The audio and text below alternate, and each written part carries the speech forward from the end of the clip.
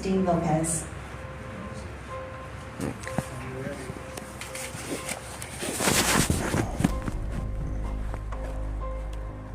Good afternoon, Council. My name is R.Joshua, founder of Homeless Advocates for Christ. And first, I just want to encourage everyone to give their life to Jesus Christ, who died on the cross for us to save us from hell, to give us everlasting life. We must be born again to enter God's kingdom, and we've all sinned. We all need a Savior. And I also wanted to share some issues regarding the homeless. Luke chapter 16, there's the rich man Lazarus. Lazarus was the poor beggar outside the rich man's gate. And begging, he wanted to have the scraps from the rich man's table. The rich man, it says, fared sumptuously every day, and eventually that rich man was cast into hell for all eternity. And Lazarus was taken to Abraham's bosom.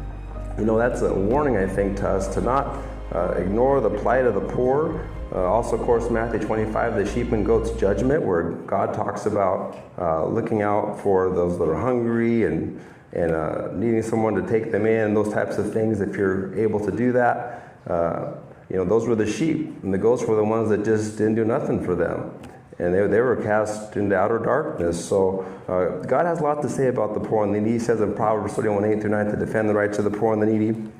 I want to talk about the homeless issue.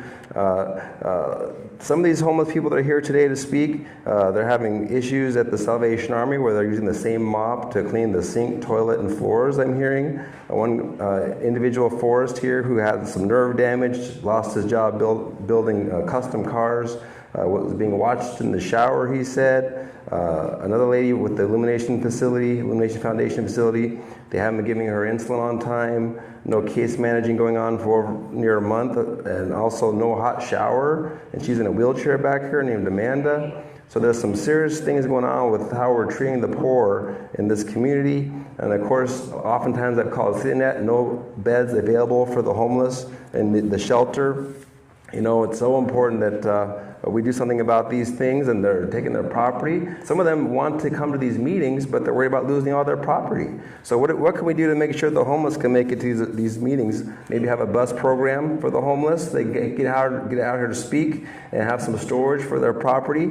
That's item 24, talks a little bit about that. Video submission. Why not we could record maybe 3 minutes and play it up there?